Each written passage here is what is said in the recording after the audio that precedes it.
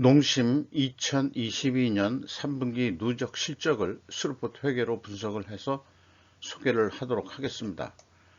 매출은 15.3%가 증가했습니다만 영업이익은 20%가 감소했습니다.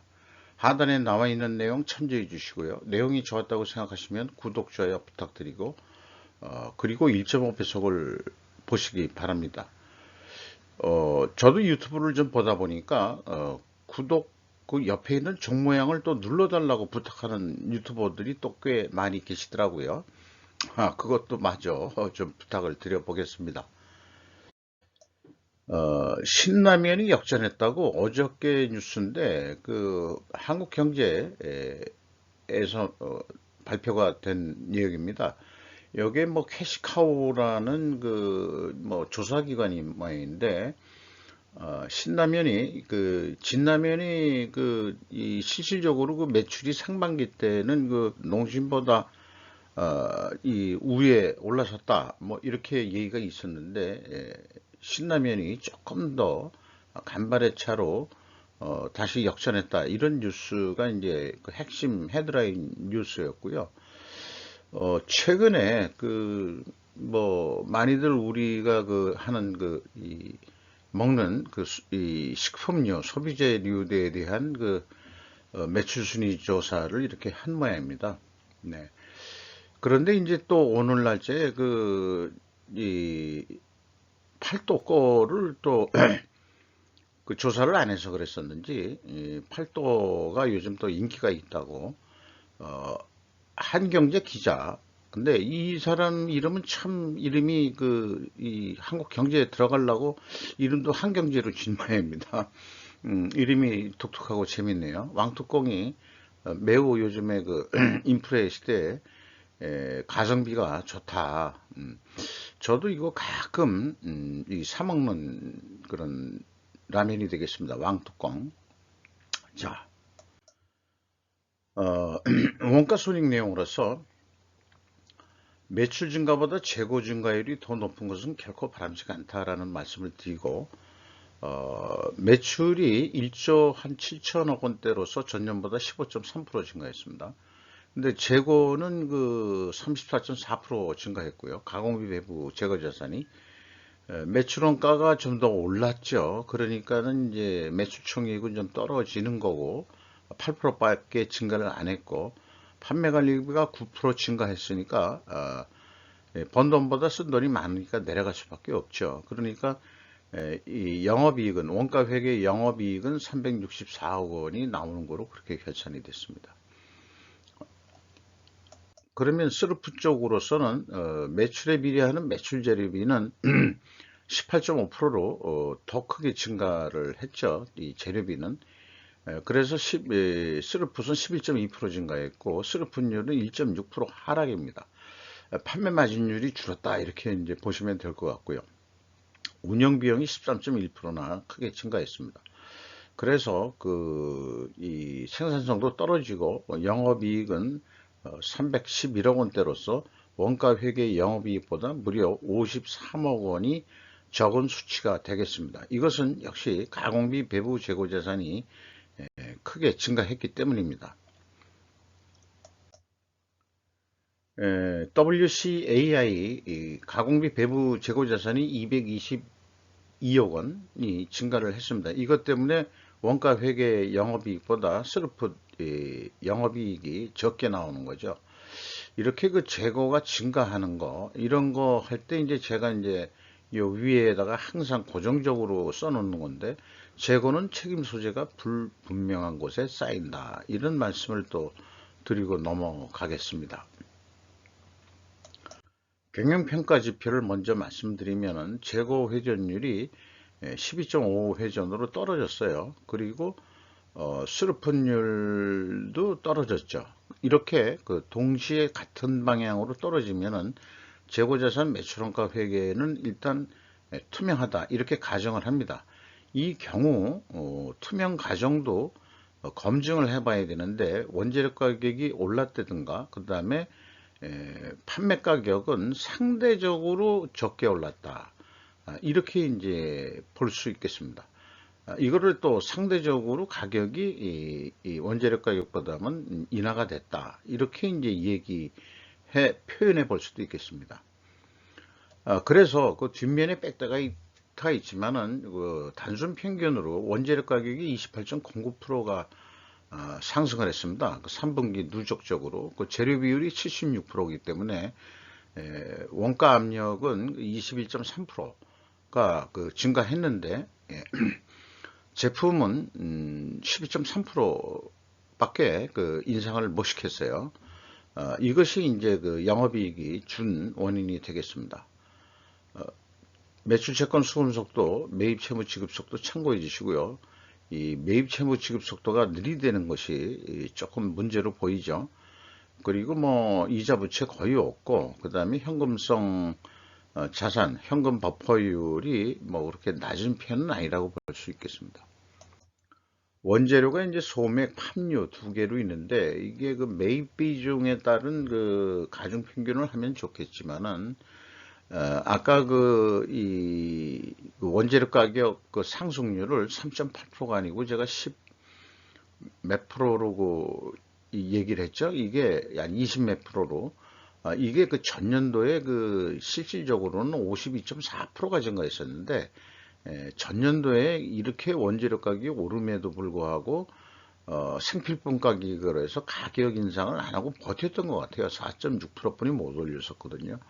그러니까 도저히 이제 올해 넘어와서 누적이 되니까 이래서 이제 이 연간 합산에 의한 반 정도를 반영을 해본 겁니다.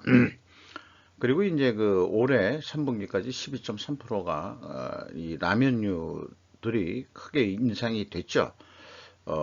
라면도 이제는 크게 올라가지고 그 이제 뭐 우리 생활 물가가 피부로 와 닿습니다.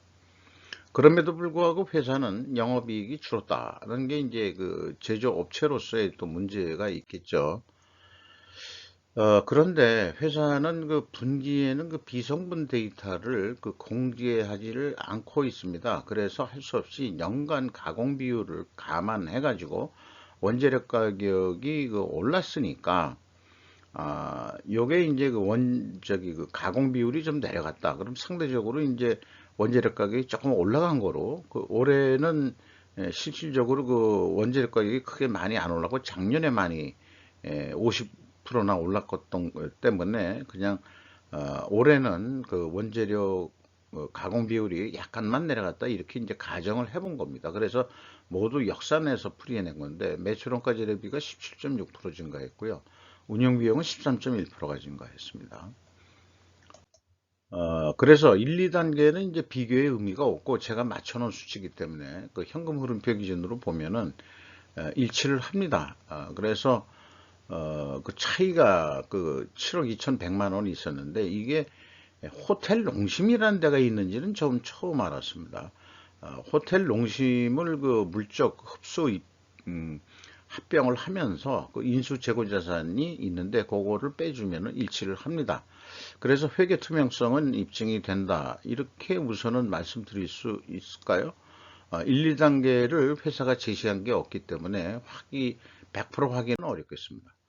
그래서 그 비성분 데이터가 없기 때문에 작년도 인건비를 한번 비교해 보면은 직원들이 205명 증가했었고 작년에 평균 임금이 6,560만 원.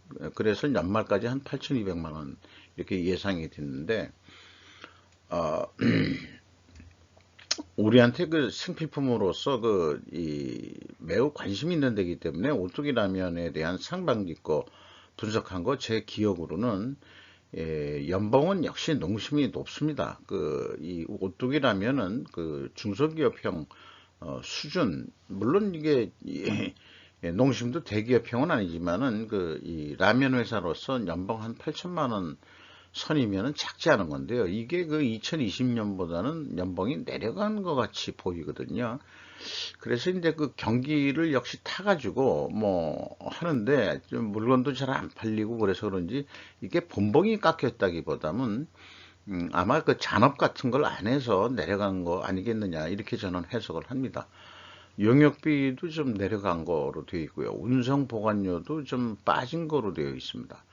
그런데 이제 일반 회사들은 올해 운송비들이 많이 증가한 거로 되어 있거든요. 그래서 이런 게 이 비성분을 그 공시 기준에서 분기보고서에서는 뭐 공시를 안 해도 된다 이렇게 이 기준이 되어 있는지 몰라도 어, 어떤 그 이 시장 지배적 사업자 정도 수준이고 관심 있는 기업이라면은 비성분 데이터를 공개를 해줘야 된다고 생각합니다. 아마 운송보관료가 꽤 올랐다고 저는 생각을 하는데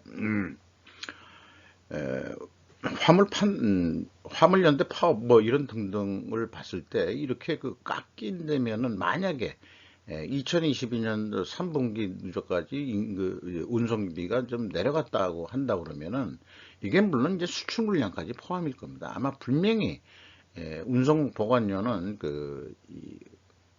매우 크게 증가했을 겁니다. 3분기까지 누적 실적에 의해 가지고 이 연간 매출액을 예상해 보면은 한 2조 2천억 정도 하지 않겠냐 이렇게 예상이 됩니다.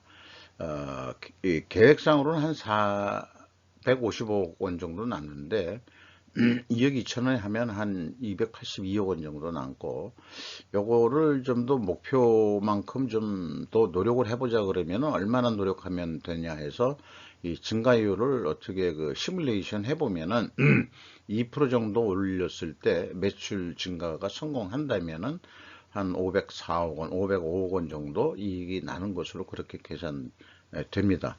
이 경우에 재고가 20% 증가한다고 봤습니다. 재고가 실질적으로는 더 증가했는데 한 20%까지만 재고가 증가하는 거로 그렇게 이제 예측을 해봤습니다.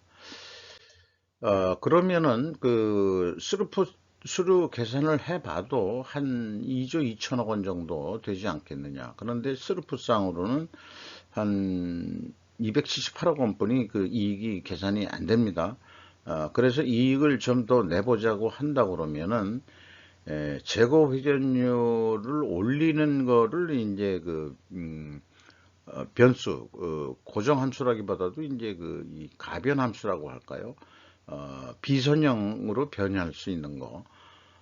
그게 2.3% 증분에 성공한다 그러면은 한 2조 3천억까지는 매출이 될 거다. 이 경우에 한 710억 원 정도 이익이 나는데, 이런 경우가 있을 경우가 있고, 그 다음에 매출은 그대로인데 재고만 줄인 경우가 있을 수 있다. 이런 의견이 또 있어서 한번 이 두 가지를 다 해봤습니다. 그래서 이 매출이 증가해도 가공비하고 판매관리비는 변동이 없습니다. 그러니까 고정비 성격으로 보고 있는 거거든요. 매출이 더 됐다는 것은 있는 재고를 더 팔았다는 의미에서 2조 3천억 매출이 있고 그 경우에 매출 재료비는 증가를 하겠죠. 그러나 가공비하고 판매관리비는 변동이 없습니다. 이미 만들어진 투입돼서 고정적으로 끝난 거니까.